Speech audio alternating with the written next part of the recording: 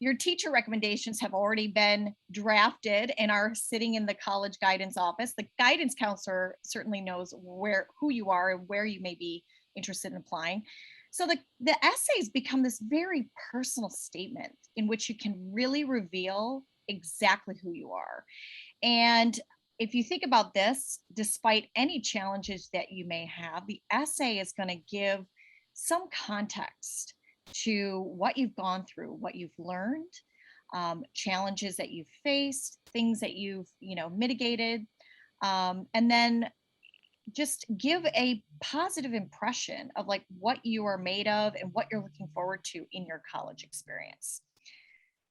So some of the things, oh, got it. I see I'm being recorded. Okay, next slide. Oh, here we go. Perfect. So one of the things that I really think is really important is to think about, do we want to address a learning difference in your college essay? And I think it kind of goes two ways. One, if you find that a learning difference really is part of what defines you, then of course, like this is something for you to consider writing about. At the same time, there are areas within the application where you can also speak to a specific learning difference. So you can save your personal statement to be more about something very uniquely you. So there are options, and I think it kind of depends on how you want to look at it. So when it comes to whether or not you want to address it in your main essay, the answer really is it depends. And I think it depends how you'd like to talk about it. So I'm going to give you some examples and some questions to talk about that. So if you decide to address the learning difference in a college essay, you could either have it in your main Common App statement, which gets sent to all schools, or the application features an area where you can write an additional information section. This is also a place where a lot of times you can make a separate statement which talks and addresses any kind of learning challenge.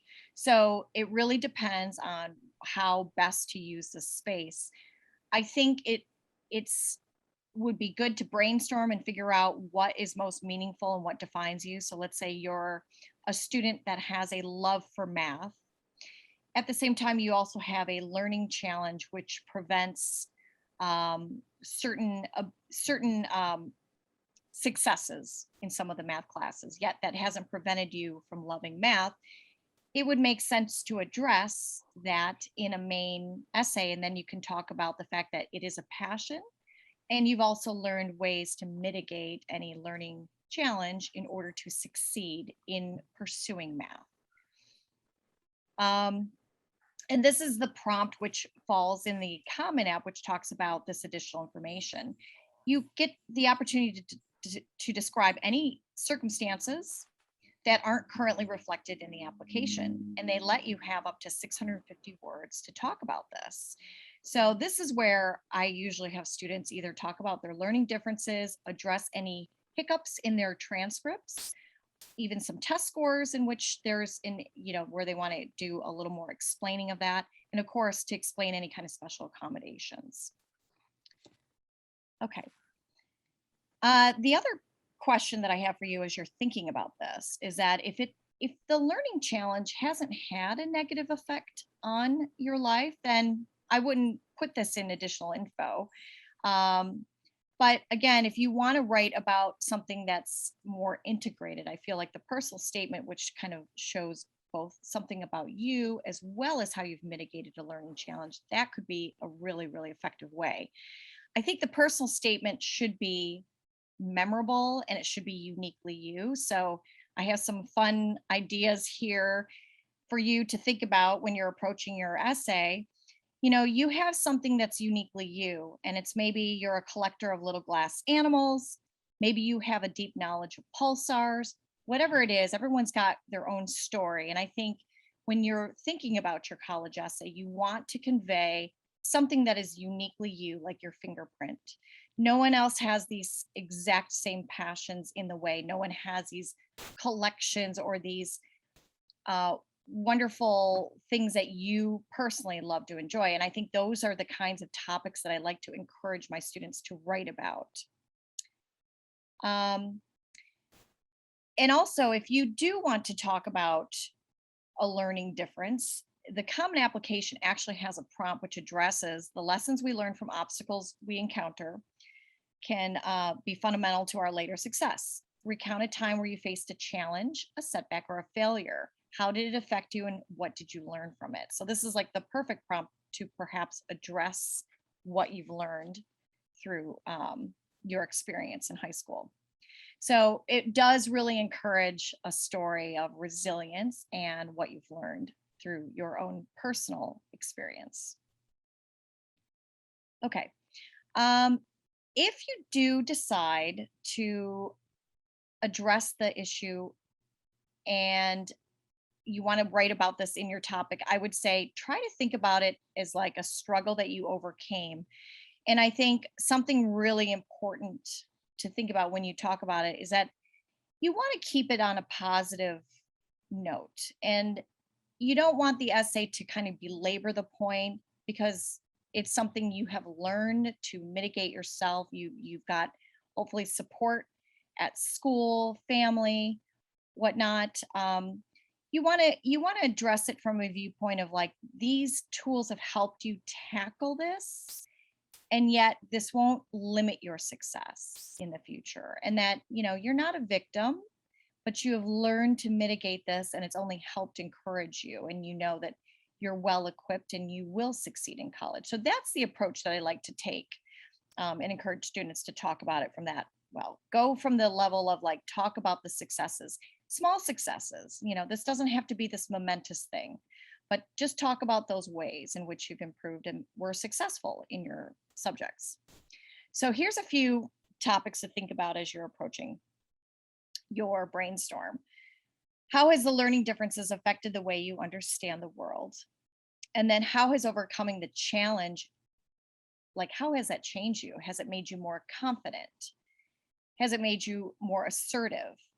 And then if you're going to write about some of these learning differences, I definitely feel that it's great to pull up with your advisor, whether it's someone in your support services or whether it's a trusted family member or a teacher.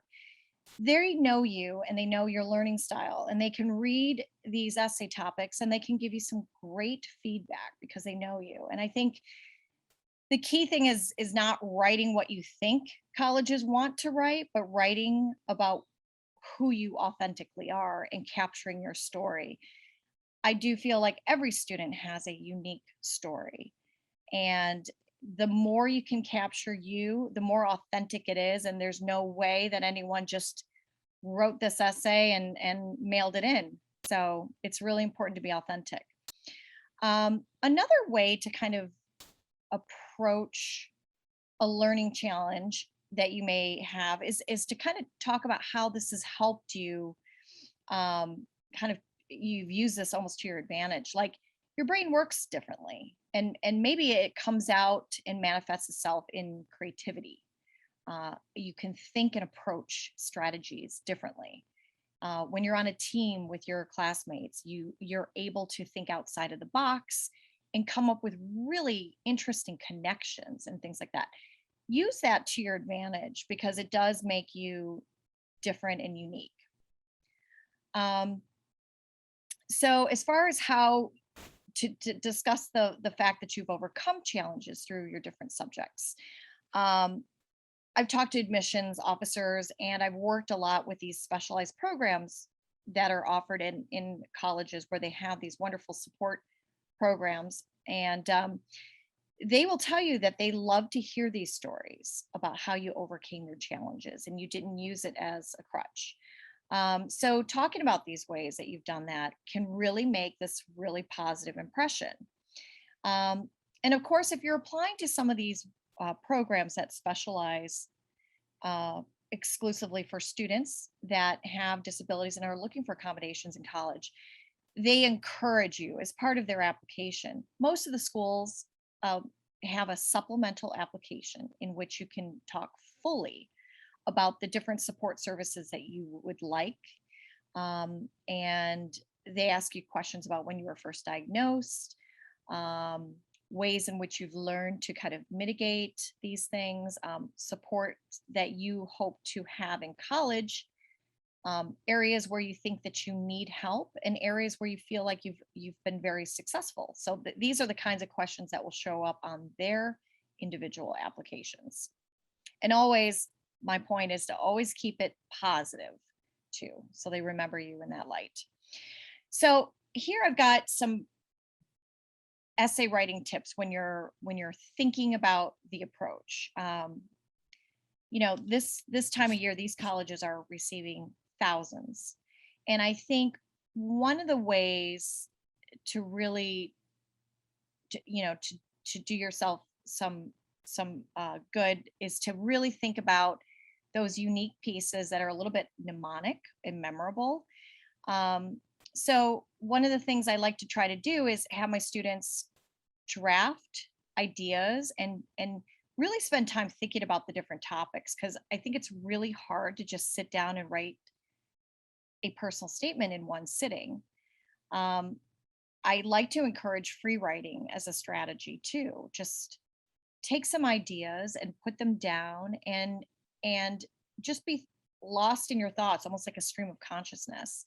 And sometimes you'll find that after spending some time just writing the stream of consciousness, that you can walk away from this brainstorm, come back in a day or two, revisit it, relook at what you have, and sometimes you'll find that you're getting some themes, and you'll find some nuggets that you wrote that really jump off the page for you. And then you start thinking about ways that you could support this idea, and you could start loosely building an outline and just start free writing.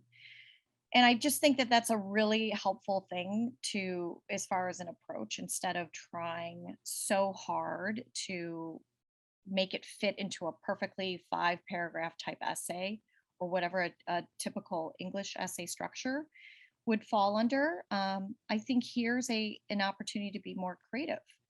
And sometimes you could start it off with a fun quote or some memory.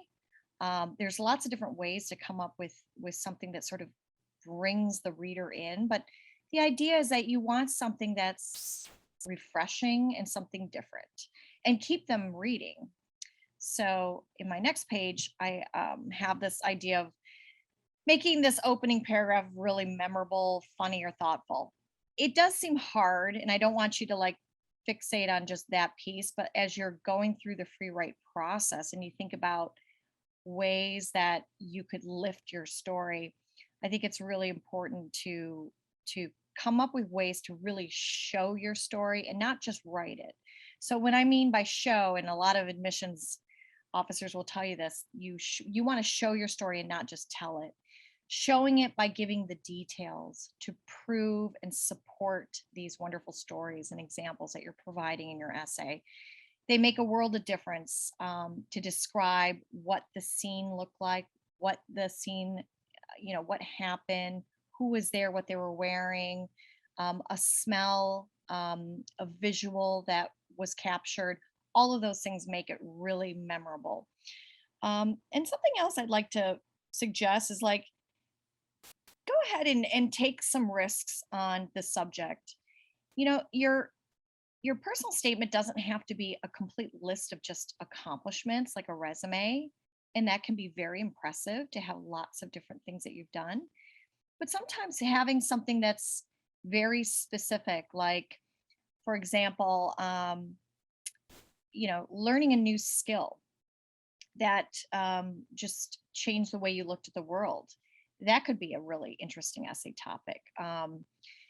It could be something about your family background, a unique cultural, or the way you identify yourself. These are all wonderful things, and it doesn't have to be necessarily focused on accomplishment, but it's something truly a picture of who you are. The other thing too is I feel like sometimes students want to impress the reader, and they use all kinds of really fancy language. And I think sometimes the best essays come out when you can just speak your language and be authentic to yourself. So you don't have to worry about having the thesaurus right there on hand, unless you happen to be someone with a very strong command of language, and then feel free to impress away. That's always good. And then, of course, always keep in mind reviewing and proofing it. That's the most important thing. Make sure you are utilizing your resources, whether it's your English teacher, your advisor at the school, your college guidance counselor.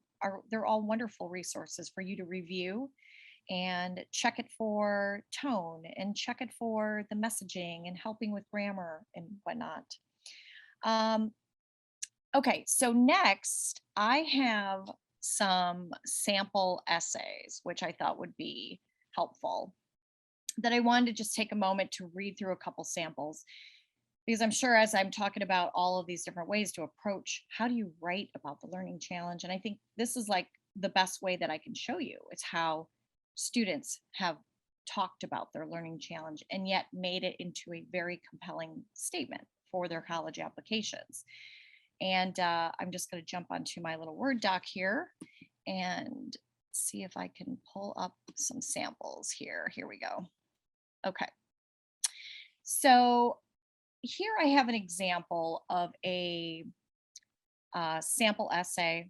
This is a Common App main essay. And for this particular student, he wanted to incorporate it into his Common App statement, though it wasn't all about just the learning difference. It really also talked about his passion, which was for fishing. So I'll go ahead and read this out loud, but you can follow me on the screen.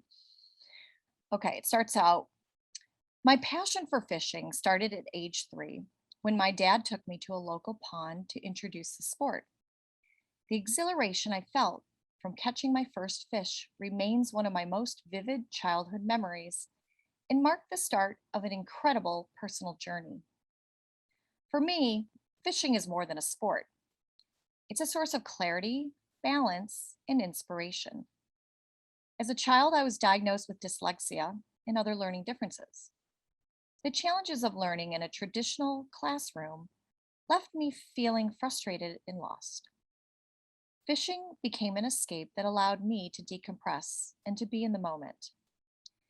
In high school, I began working with a learning specialist, Ms. Lopez, who took an interest in helping me close the gap between my potential and my performance. After months of slow progress, she asked if I would advise her on how to become an adept fisherman. It was the first time anyone had asked me to share my extensive knowledge. I immediately embraced my role as teacher. I explained that truly skilled fishing requires an acute attention to detail. When I approach a body of water, the first thing I do is observe.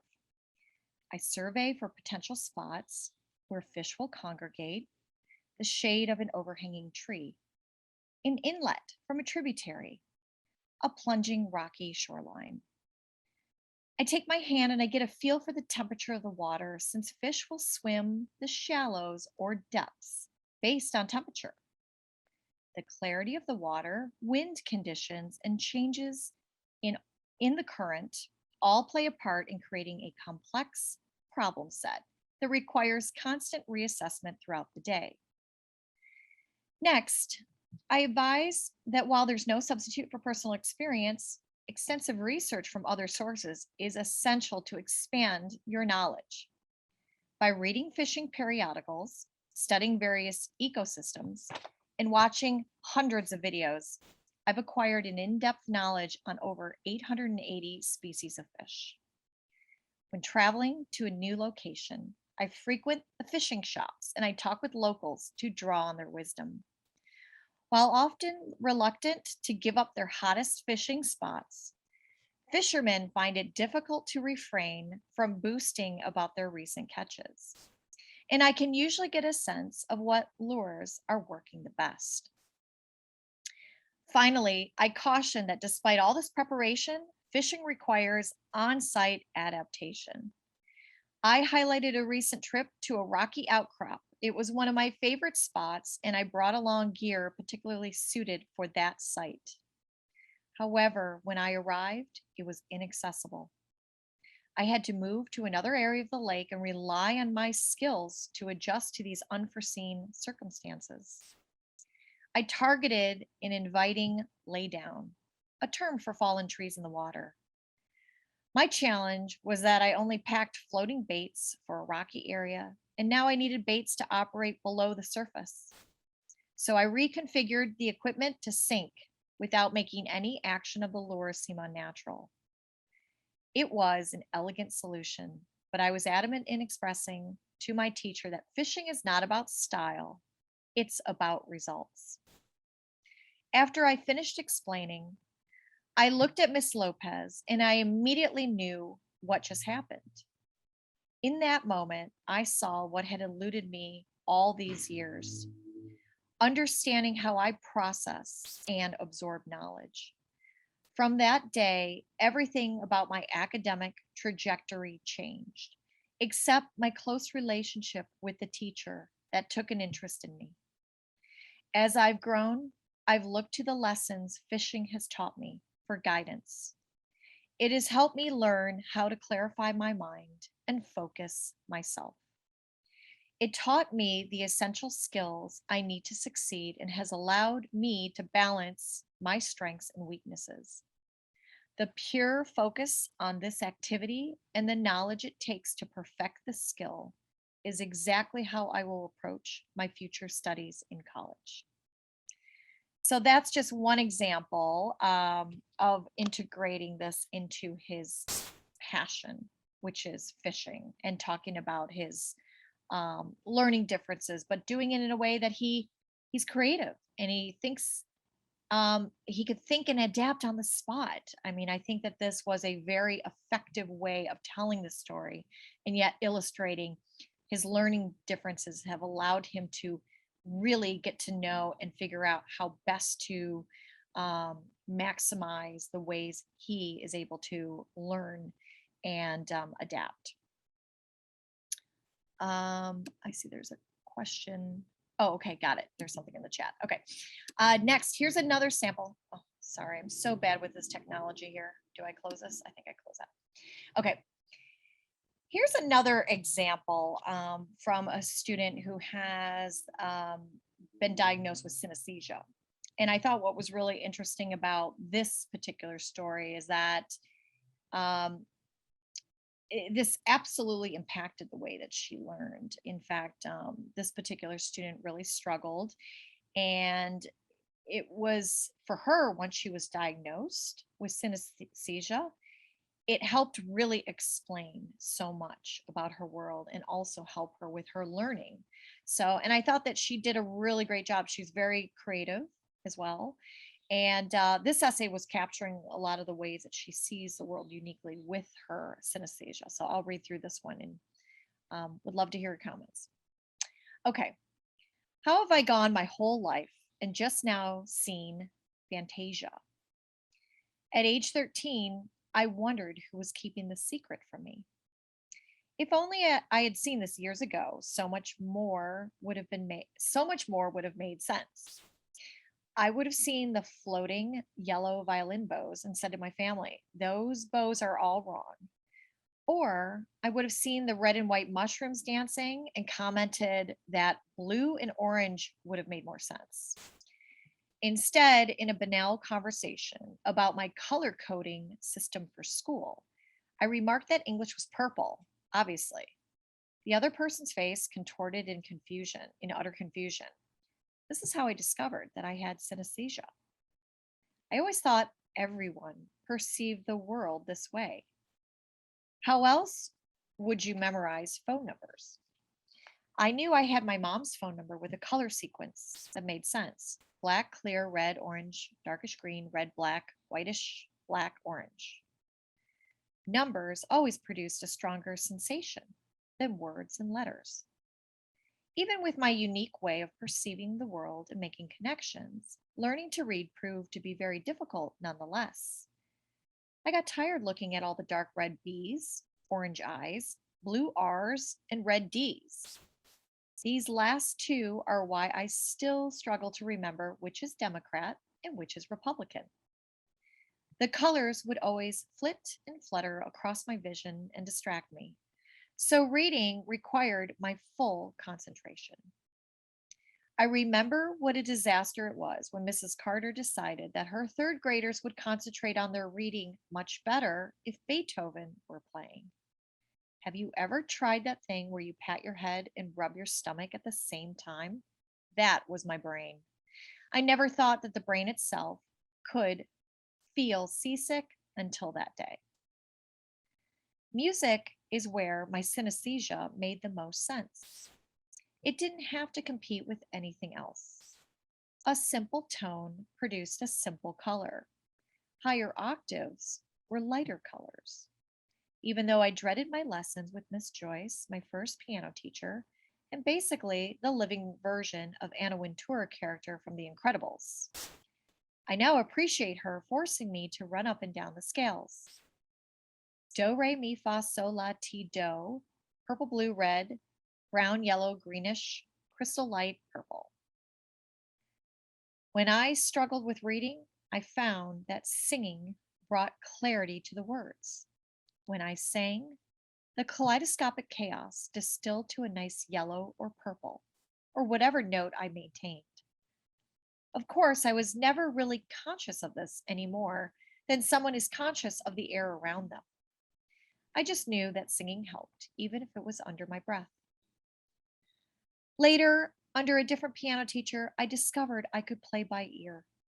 Unlike Miss Joyce, Anne Marie welcomed Coldplay, or Taylor Swift, or Adele on the piano. For me, it was like finger painting. I could play around with the keys until the notes and harmonies and colors started to coalesce into something recognizable. I remember fixating on getting the octave shift at the tail end of Coldplay's Clocks just right because the song was all blacks and whites to me. Figuring out a two-color staccato is like keeping your eye trained an inch away from a printout from an old dot matrix computer, and then assembling the whole picture in your mind. Now that I know I have synesthesia, I have become stronger. Or I'm sorry, it has become stronger.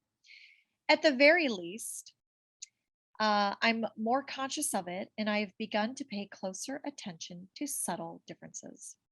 When I get overworked from school or overwhelmed by something, I like to blow off steam by sitting in front of my Yamaha grand piano and letting a festival of lights play out before me. It's as if the world disappears and I'm transported to something straight out of Fantasia. These are so gorgeous. They really are. Well, they're my student stories. I mean, what can I say? I guess the point is I wanted to show these examples of where I think you can effectively talk about these challenges in a way that becomes so interesting, so compelling, and absolutely unforgettable. So those are two examples of fun personal statements where they integrate that. I also wanted to show and share an example of a program essay. So in this case, as I was saying, that there's a lot of specialized programs at these colleges and universities. They're competitive and they require a separate application. But I thought I would share a sample essay. This is for American universities, their learning support program. And this is just an effective approach on how to craft these stories when you're looking to tackle these applications as well. Okay. I received my first neuropsychological evaluation in 2009 at the age of 6. My short attention span and obsessive compulsive behaviors raised concerns in the classroom. After my ADHD diagnosis, I was prescribed medication that improved my in-class performance. However, I started experiencing overwhelming anxiety, stress, and intense mood swings. I stopped taking medication to pursue other options. I learned to coexist with my condition, developing my own methods of managing my focus. As I tackle the challenge of ADHD by myself, there are still areas where I struggle.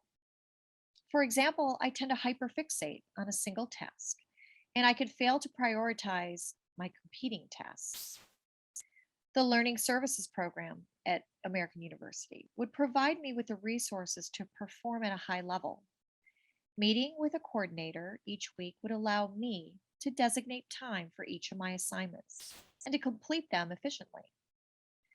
I also received an individualized education program after my ADHD diagnosis.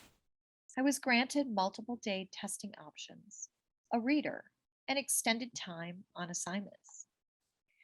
These accommodations alleviated my anxiety and helped me to optimize my academic performance.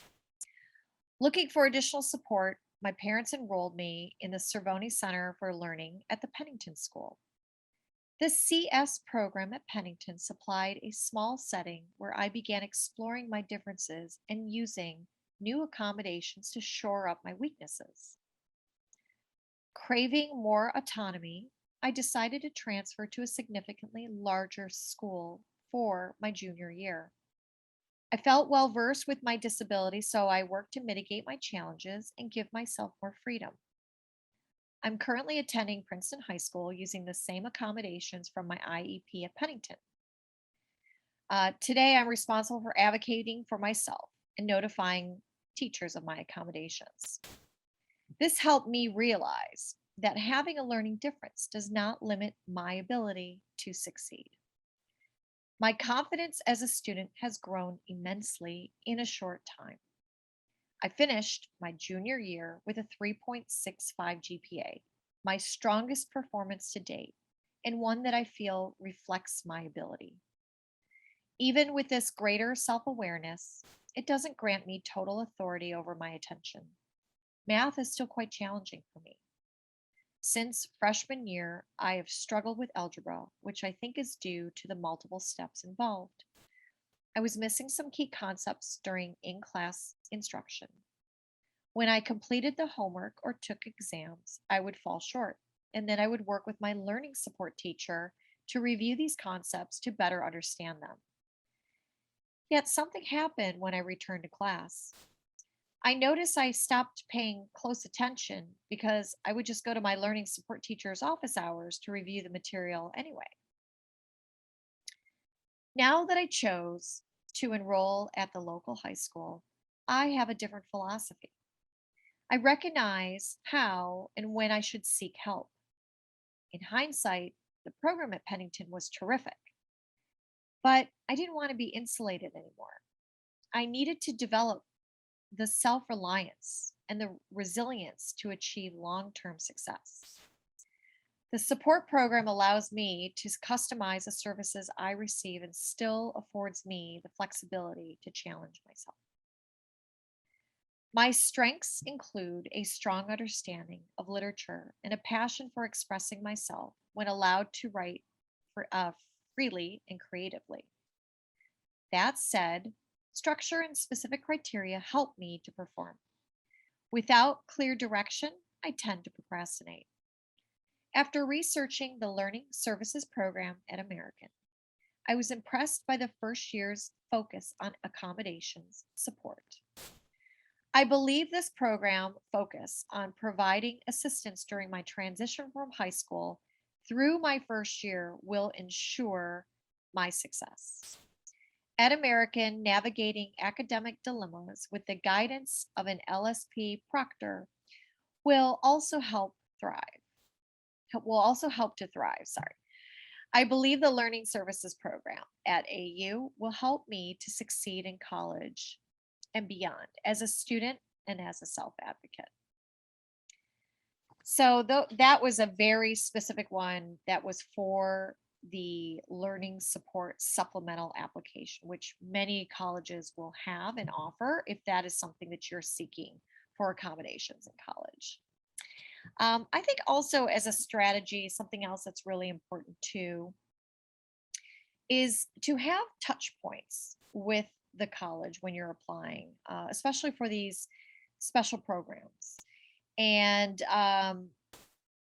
you know, the more you show, I guess the way to describe it is the more you have this demonstrated interest, I think the more that they will remember you too. Every email or letter that you send, whether it's a follow up on some material that you need or just to say thank you for a wonderful interview or visit, they become important little pieces to your application. And um, I just had pulled together a sample letter that was to an accommodations program, this one specifically to the American University. And this was something that the student wanted to prepare and make sure it was personalized to the coordinator. And I just wanted to kind of just show a example. And these are all things that I feel like you need to be your best advocate and make sure there's multiple touch points and demonstrate you really are excited to be considered for a spot at this university. So I'll just read through this cover letter, sample cover letter to the accommodations program. Dear Sir, Madam Coordinator of the Learning Services Program at American University, I hope this email finds you well and holding up during the pandemic and flurry of college applications. My name is Jane L., and I'm a senior at Princeton High School in Princeton, New Jersey, and I've recently submitted my early decision application to your esteemed university. I'm also enthusiastically applying to your Learning Services Program. I'm attaching the following documents per your application instructions. Filled out supplementary application with signature, neuropsych evaluation from Dr. Smith, supplemental essay which discusses my learning disability and some background information on current accommodations, and my unofficial high school transcript which covers grades from 9th through 11th. I'm inspired to continue my path pursuing an undergraduate degree majoring in psychology due to my personal positive experiences with therapists and the field. I'm also an avid writer, and I hope to continue to challenge myself and improve my skills and incorporate them in my future career. I am ready for the challenge of a rigorous curriculum, interdisciplinary course offerings, and opportunities found at American University. I believe these attributes will build upon my successes. With the challenges of American's curriculum, I feel this will help me to grow into a more globally minded, critical thinker, and thoughtful leader. I also believe that having the resources of the Learning Services Program will greatly assist me during my all important transition from high school to college. I feel strongly that the services that American University provides will ensure my success in college. Finally, I'm very committed to giving back to my community. Whether I'm volunteering time at my local YMCA or helping a classmate with tutoring in English, I continue to grow from each of these experiences. I hope to have the opportunity to contribute my passions, desire to give back, and love for learning to a community that cultivates these qualities. I will look forward to this reciprocal education and pushing myself both academically and spiritually. I believe American encourages its students to become leaders, and this is the place I hope to call home. Thank you for considering my application to your Learning Services Program. If there's any additional information that I may share to help you render your decision, please do not hesitate to contact me. Wishing you a healthy and safe fall season, sincerely. So, again, just lots of opportunities as you're working on your essays, as you're packaging up your application, as you think about all the things that make you you. These touch points, I think, become very meaningful and can really help increase your chances. And they sort of make a nice final layer to your overall application. So, is there any questions that I can address as far as approaching the essay? And Yeah, feel free to enter questions in the chat and we'll ask them or ask them yourself. Any questions from anyone?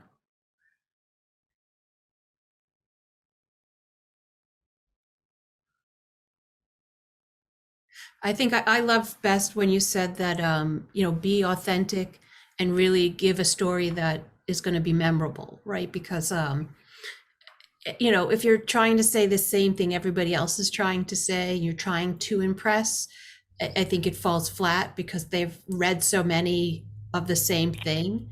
So Yeah. really just being yourself, right? Is that what you found as well? Oh, 100%. And I think that part goes back to this idea of the brainstorming session. Because I know when I meet a student, everyone's got their own interests and their own passions. And I like to find these like really kind of peculiar things that really set them apart.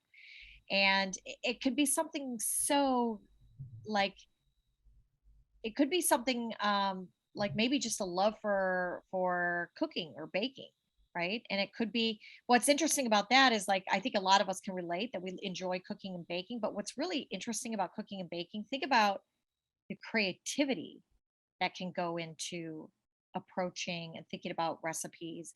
Think about the science that goes behind the cooking and the baking. There's lots of ways you could pull in these like wonderful like academic and intellectual qualities into something that the student might just have a passion for. Right. So those are kinds of things that I like to look at. And I also I love students that share like a novel experience. Like I had a student work in an organic farm last summer. And it was amazing. First of all, it was COVID, but secondly, she had this opportunity to work outdoors and be a part of this farm team.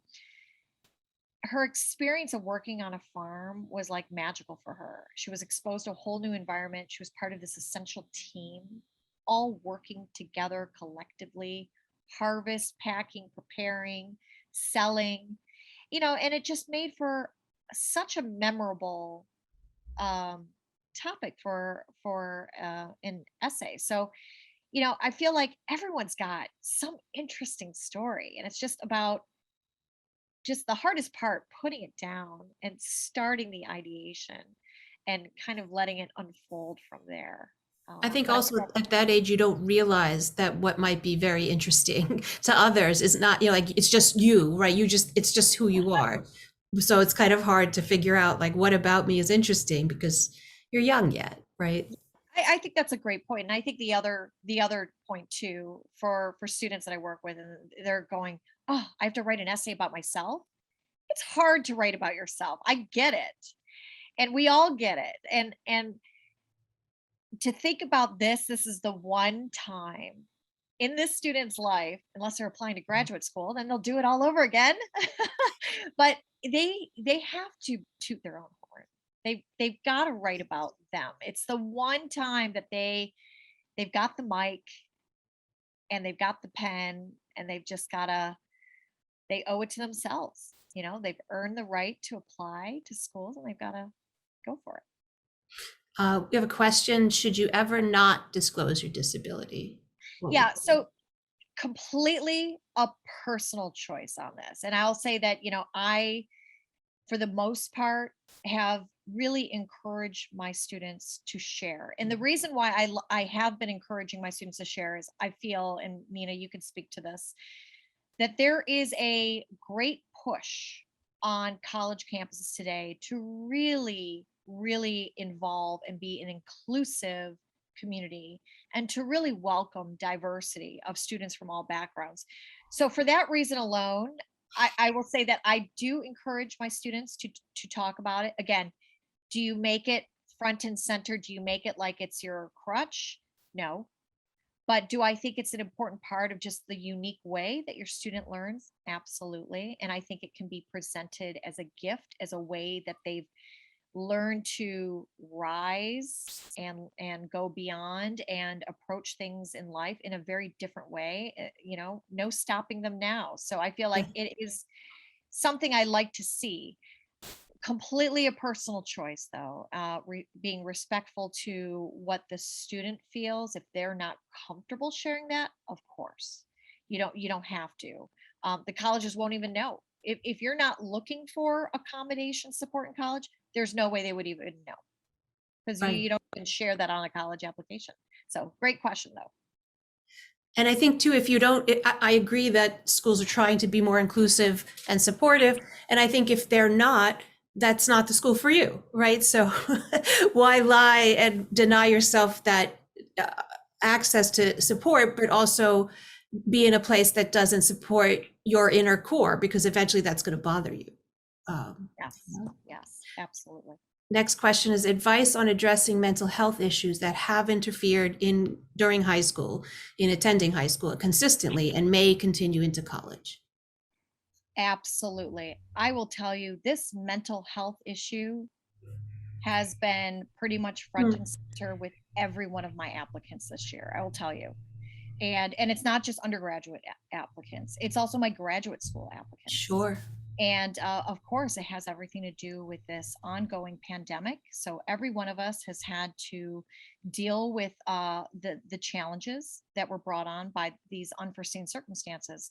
Um, my advice for this too is to just be careful with how you address it. What I would suggest is that when you approach this subject, admissions, of course, will understand this. At the same time, I think we want to be careful when you address it to not continue to raise more flags to say that maybe the student might actually have trouble in college and may be a liability at college. So I think, addressing the mental health is super important, and they are very, very open, and there are so much new supports that they've put in place in higher ed too that address this and to give that support for students, which I think is amazing.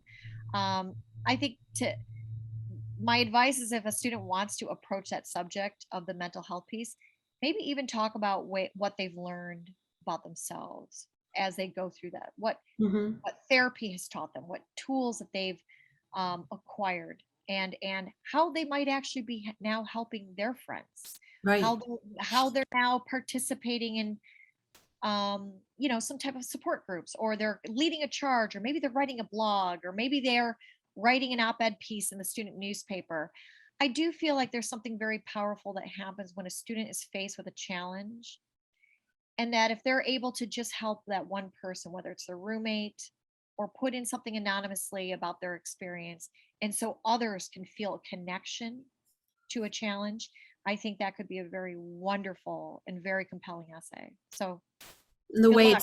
it's taught them empathy, right? Like they have a understanding of other people's pain that maybe most people don't have, and that's a bonus.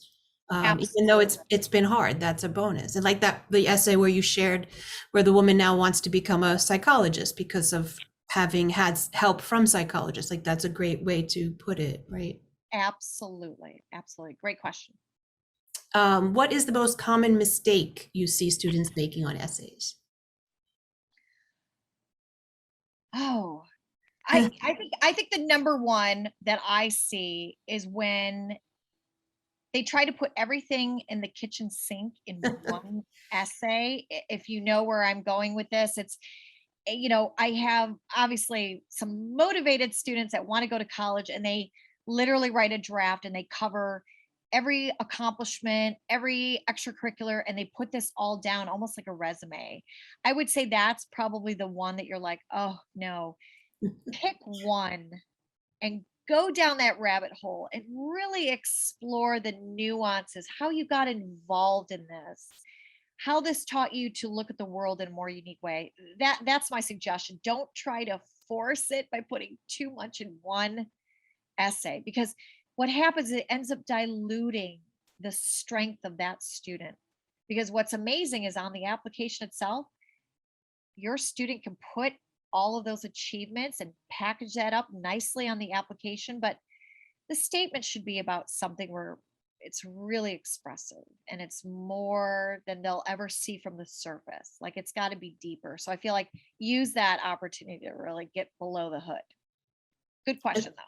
In counseling the students to write essays, you're kind of like a therapist, right? Like you're kind of making them go into their inner self and find that story about them that will highlight who they are as a person. Yeah, it's so funny because I never really looked at it in that way at all. My background being in advertising, PR, and marketing, this is how I view the student. I view the student as their own personal brand. And for me, I look at every student has that unique offering, their unique gifts and talents. That's their brand. So I always look at it like, okay, how do we find those strengths? And what are those strengths? And how do we share that unique fingerprint of that student, their brand? How do we protect it? How do we grow it? How do we nurture it?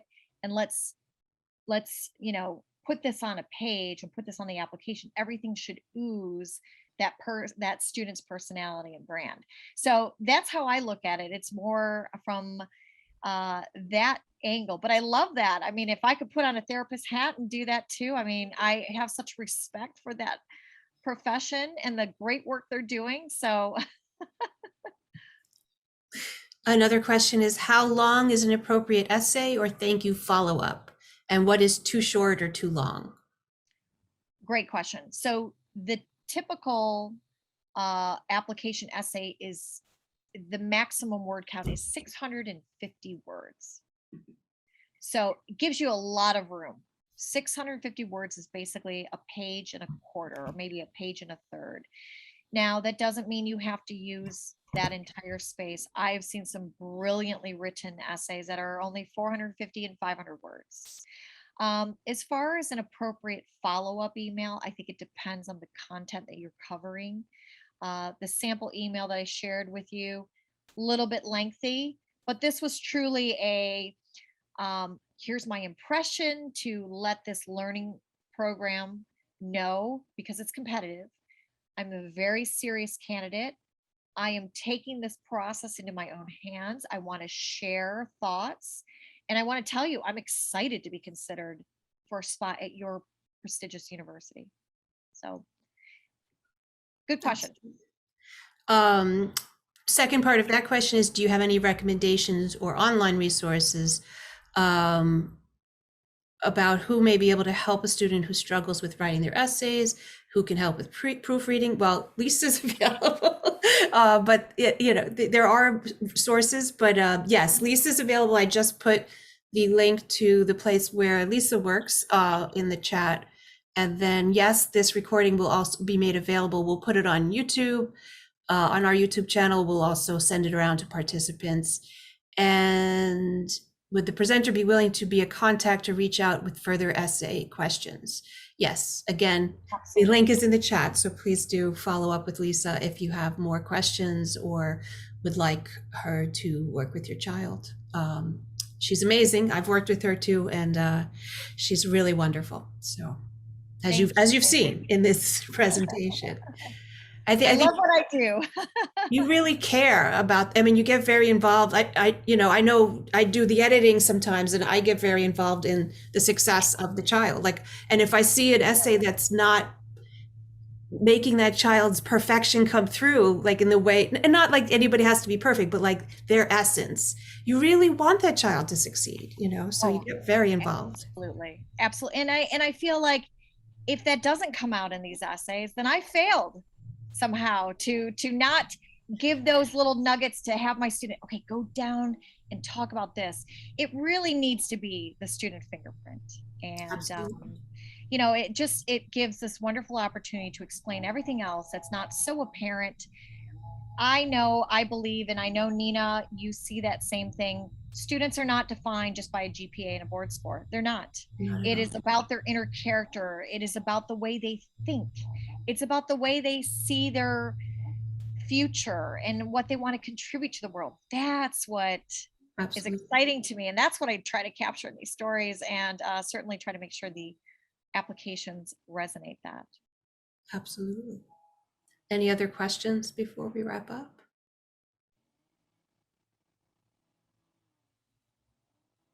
Are there free or inexpensive resources to help with writing essays? I believe there are. I know that the College Board they offer free guidance. I think that you have to qualify, or the student has to qualify, but there are absolutely some free resources available. But I think check the College Board. They have a college advising service that they do. There's just some things that I think you have to provide in order to qualify for.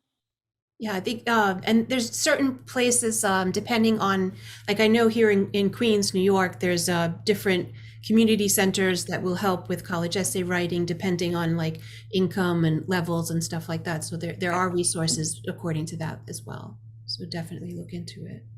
Yeah, the absolutely. sample essays were fabulous. That was really helpful. Now I want to learn fishing. Oh, good. That essay Well, made me want to learn fishing. aw, wonderful. Thank you.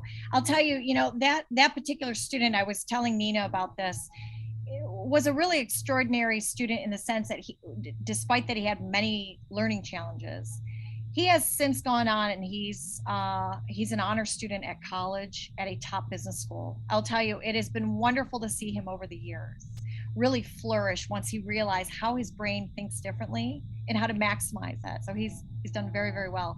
I love that. That's my favorite part, is trying to keep in touch with the students and find out where they go, what they're I think doing. that's so important. That's so important to know what happened. Like, how did this whole application and this college experience change their Absolutely. trajectory?